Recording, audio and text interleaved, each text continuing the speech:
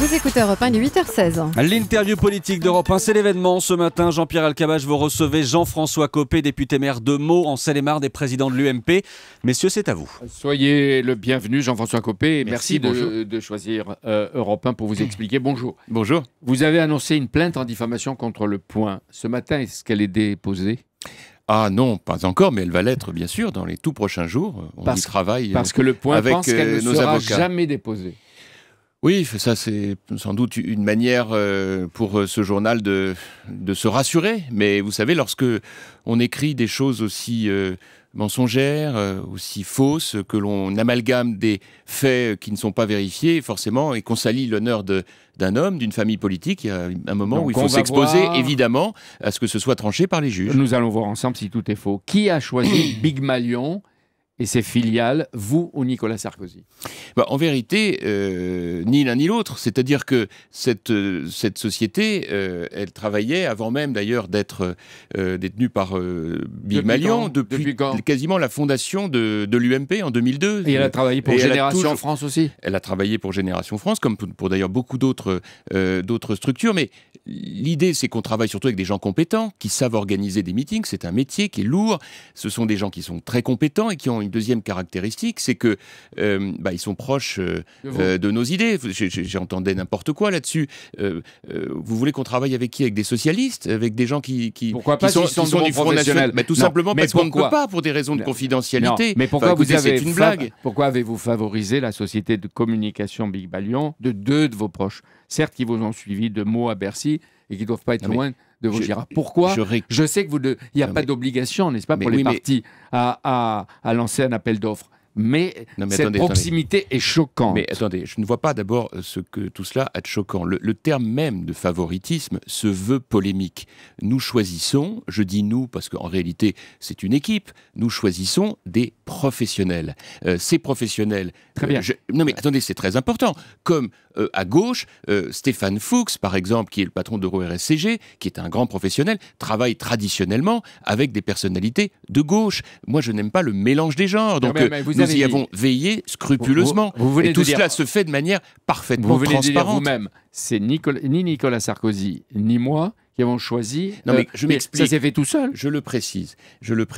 Quand je dis ni Nicolas Sarkozy, ni moi, c'est que nos équipes ont travaillé ensemble et que, naturellement, un certain nombre d'entreprises spécialisées dans ce métier, avec lesquels nous sommes habitués à travailler, nous les avons naturellement sollicités pour nos différentes campagnes. Donc quand je dis ni l'un ni l'autre, il n'est pas question pour moi de me défausser. Il ne peut jamais, c'est pas mon genre. Il est simplement question de vous dire que tout cela s'est fait de manière naturelle. Il y a d'ailleurs d'autres sociétés qui ont travaillé avec nous dans cette campagne. Plus tard. Non, même en même temps dans la campagne. Mais à l'UMP, et pendant la campagne, personne n'a protesté que vous privilégiiez deux de vos collaborateurs au moment de la campagne. On vous a fait aucun reproche ? Mais ça n'était pas mes collaborateurs, ils l'ont été autrefois. Mais c'est pas le sujet, ce sont des gens qu'on connaît, qui sont des professionnels. Je comprends pas pourquoi est-ce qu'on fait de telles polémiques. Pardon de prendre l'exemple. Parce qu'ils ont été en situation de monopole et qui sont proches de vous. Mais pas du tout, mais enfin écoutez... Non, mais attendez, laissez-moi finir là-dessus. Qui signait les factures de Big Malion, vous ? Mais bien sûr que non, mais moi c'est l'UMP, c'est l'équipe de campagne, moi je ne suis pas chargé de cela. Mais pour autant, j'ai naturellement approuvé le fait qu'on travaille avec d'excellents professionnels. Simplement Jean-Pierre Elkabbach, parce que moi je ne peux pas accepter ce type d'attaques personnelles qui sont en réalité totalement tordues, parce que lorsqu'il s'agit de la gauche, pardon, j'espère qu'il ne m'en voudra pas, je cite Stéphane Fuchs, il est connu comme un grand professionnel, le patron d'EuroRSCG, qui est une autre grande... Ça fait 2 fois que vous le dites. Mais pourquoi je le dis ? Tout simplement parce qu'il est professionnel et que je n'ai jamais entendu de procès d'intention à son égard, ni parler qu'il soit favorisé. Il avait été dans des cabinets ministériels de gauche. Tous les socialistes qui choisissent Stéphane Fuchs, il y en a quelques-uns. Bien sûr, mais tout le monde ne choisit pas Big Malion à droite. On avance. Donc tout ça montre que c'est monté de toutes pièces, ça n'a aucun sens. Un chiffre est répété, 8 millions d'euros. Quel est le vrai chiffre ? Écoutez, non mais là encore, beaucoup des chiffres cités dans l'étude non, du mais Point... 8 millions, plus ou moins. Est-ce qu'on fantasme autour de 8 millions? Je ne vois pas à quoi correspond ce chiffre, pour être tout à fait clair. Je ne le vois pas, parce qu'en réalité, il y a eu un certain nombre de dépenses très importantes pour la campagne présidentielle. Ça coûte une fortune, une campagne présidentielle. C'est normal, il faut payer. Il y a eu plus de 40 meetings qui ont été organisés. C'est à chaque fois des coûts importants, mais d'ailleurs des coûts pour tous les partis politiques. Je veux juste dire une chose à ceux qui nous écoutent, c'est qu'en réalité, tout ça s'est fait dans une parfaite transparence. Je rappelle que les comptes de campagne, comme les comptes de l'UMP, sont certifiés, validés par la Commission nationale des comptes de campagne. Tout ça est public et connu. Combien avez-vous payé sur le budget de l'UMP et combien sur le fonds de campagne de Nicolas Sarkozy, vous savez? Non, je ne peux pas vous donner le chiffre précis, mais donc tout ça peut vous être donné. Mais moi, je ne suis pas, encore une fois, dans le détail de tout cela. Ce que je veux simplement vous dire, c'est qu'il y a derrière tout cela une manipulation, un amalgame qui avait pour objectif de la part de M. Gisbert, directeur de la publication, de poursuivre un espèce de combat qui n'a aucun sens. Mais non. Et il y a les images de Canal+. Mais quoi? C'est vrai qu'on vous gâte. Ah oui, ça c'est sûr. Il faut répondre à des sauf questions. que le problème, c'est qu'après, il faut pouvoir démontrer des choses plutôt que de simplement asséner des mensonges et des calomnies. Sur Europe 1 de vous avoir, on vous pose les questions que tout le monde se pose simplement. Vous êtes un partisan de la transparence. Cette affaire est opaque, parfois truffée de soupçons. Est-ce que vous êtes prêt à publier les comptes, tous les comptes, et en même temps tous les contrats? Non mais attendez, les comptes sont devant publics. La justice peut-être. De toute façon, il n'y a aucun problème avec tout cela, mais tout cela est public, tout cela est connu. Les comptes sont rendus publics, validés par la commission des comptes de campagne. Et pourtant, on parle de surfacturation. Ça, c'est un procès d'intention qui est absolument scandaleux. Qu'est-ce que ça veut dire? Sur quelle base peut-on évaluer les comptes de l'UMP? Mais le Point explique qu'il y aurait surfacturation. Ils sont allés consulter le PS pour leur demander, sur la base de quelques bordereaux. Écoutez, tout ça n'a aucun sens. Et ils disent, oui, ce serait le traiteur qui aurait coûté très cher. Pour vous, il n'y a comprend rien à tout cela. Il n'y a pas eu de surfacturation.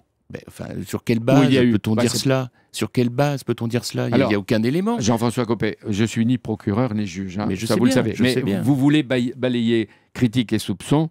Est-ce que vous, et on se regarde, je ne vais pas vous faire le coup les yeux dans les yeux, c'est ridicule, est-ce que vous êtes actionnaire ou associé à certaines de ces entreprises? Mais jamais. Mais jamais de ma vie. Au nom de quoi, en quelles circonstances serais-je associé à ces entreprises? À Paris ou à Luxembourg, vous dites que vous n'avez aucune part, aucun intérêt personnel. Mais aucun intérêt personnel, d'aucune sorte. Jamais, je le dément formellement.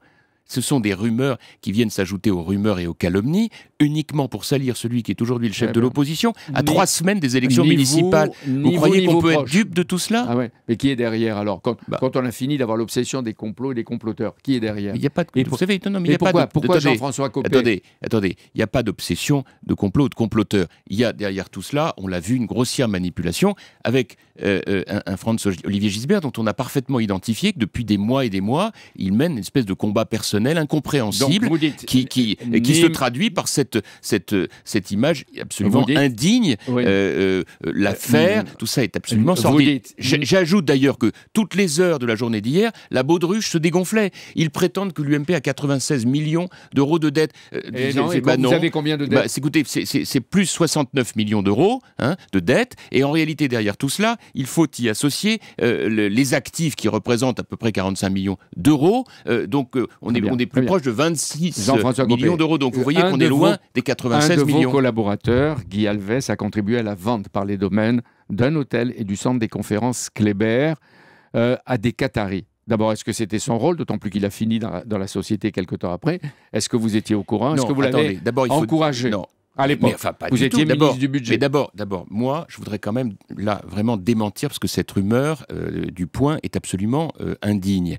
Mais elle est vraie ou fausse? Mais je n'ai jamais eu à connaître des ventes organisées par France Domaine de l'immobilier de l'État. Mais c'est un de vos collaborateurs qui le fait. Mais attendez, mais pas du tout. Écoutez, je voudrais juste quand même rappeler les choses. C'est France Domaine qui fait les ventes immobilières de l'État. Bon, jamais, en tant que ministre du Budget, je n'ai à connaître du détail de tout cela. Jamais. Le rôle du ministre du Budget, c'est de confier à France Domaine la vente des immeubles de l'État, Point, premièrement. Deuxièmement, en ce qui concerne Guy Alves, il n'était plus mon collaborateur, il était parti dans le privé, il était passé par une commission de déontologie avant qui l'avait validé. Donc Jean-François Copé, il est pour rien à ce moment-là sur les ventes au Qatari. Mais jamais, ni au Qatari, ni à qui que ce soit. Ce sont des rumeurs qui sont scandaleuses. Est-ce que vous êtes sûr que le dépassement des dépenses de campagne de Nicolas Sarkozy, reproché par le Conseil constitutionnel, n'est pas provoqué par les surfacturations ou par des factures un peu trop lourdes et chargées? Enfin, encore une fois, en aucun cas.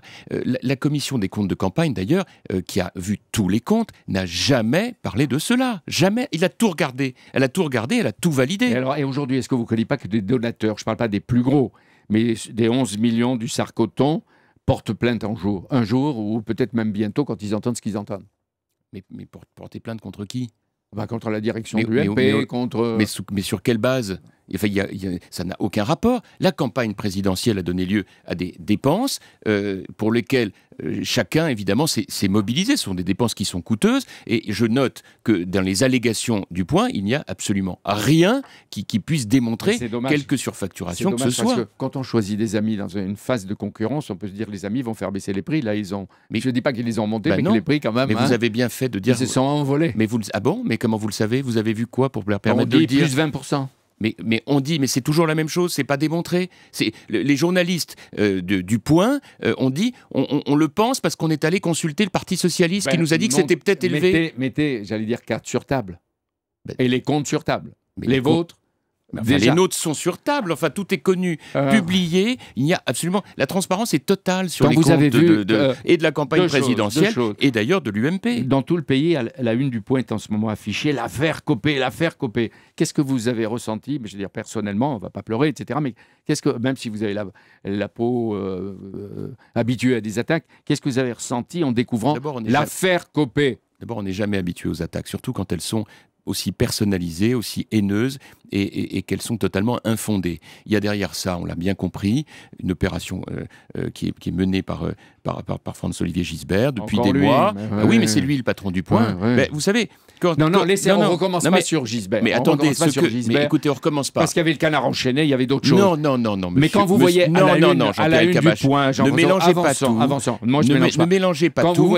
Il peut y avoir des articles qui s'interrogent. C'est normal, c'est la liberté de la presse. Là, on n'est pas dans cela. C'est une attaque personnelle. Quand vous avez vu sur cette page, Monsieur El-Kabach, quand vous avez vu, on ne peut pas parler tous les deux. Vous parlez tous les matins. Moi, je voudrais juste vous répondre une fois. Vous savez, c'est des sujets qui m'ont blessé profondément. Comment d'ailleurs ne pas l'être lorsque vous êtes à ce point mis au pilori avec une enquête qui n'en est pas une, d'une superficialité extrême dans laquelle tout est sur base d'allégations et de soupçons à 3 semaines des élections municipales. Je ne suis dupe de rien, mais croyez-moi, si j'ai pris la décision, et ça ne m'est jamais arrivé, de venir saisir les tribunaux, c'est parce que là, on est allé bien au-delà de ce qui relève simplement Jean-Pierre, dernière question. La une du Point, Sarkozy a-t-il été volé? Vous êtes, on le voit, secoué, scandalisé. Volé, est-ce qu'il a pu être volé? Volé par qui? Et est-ce qu'aujourd'hui, Nicolas Sarkozy, qui est à Berlin, vous a adressé hier un petit message de solidarité, d'amitié? Nous nous sommes évidemment parlé.